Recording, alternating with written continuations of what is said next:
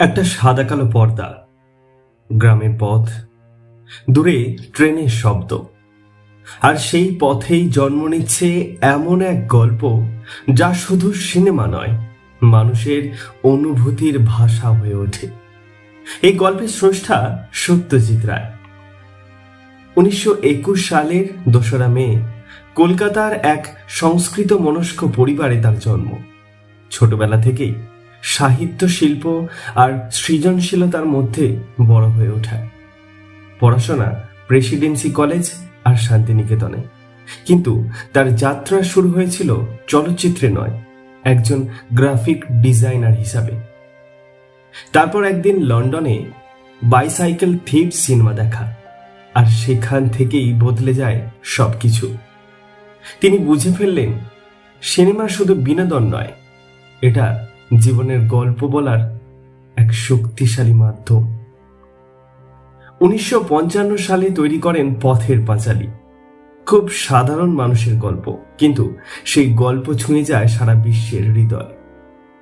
কান চলচ্চিত্র উৎসবে পুরস্কার জিতে নেয়, আর বিশ্ব জানতে পারে ভারতেও জন্ম নিয়েছে একজন অসাধারণ নির্মাতা।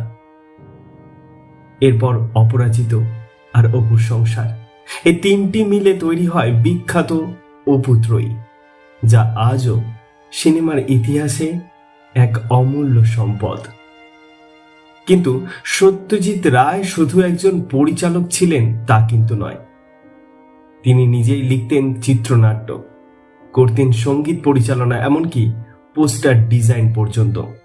তার প্রতিভা ছিল একেবারেই বহুমুখী।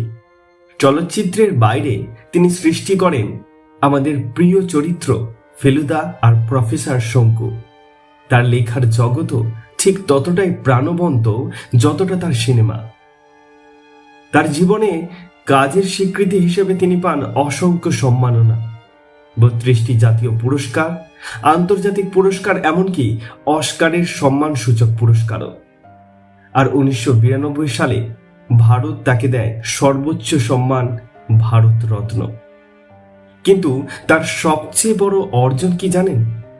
তিনি আমাদের শিখিয়েছেন সাধারণ মানুষের ছোট ছোট গল্প হতে পারে অসাধারণ। শেষটা আবার সে শুরুতে ফিরে আসি। সাদাকালো সেই পর্দা আজ রঙিন হয়েছে, প্রযুক্তি বদলেছে, সময় এগিয়েছে, কিন্তু সত্যজিৎ রায়ের গল্প আজও ঠিক আগের মতোই হৃদয়ে জায়গা করে রয়েছে। কারণ কিছু গল্প কখনো কখনো পুরনো হয় না, তারা শুধু মানুষের ভিতরে বেঁচে থাকে। আজ 23শে এপ্রিল, তার তিরোধান দিবস। এই দিনে তাকে জানাই শতকোটি প্রণাম এবং গভীর শ্রদ্ধা।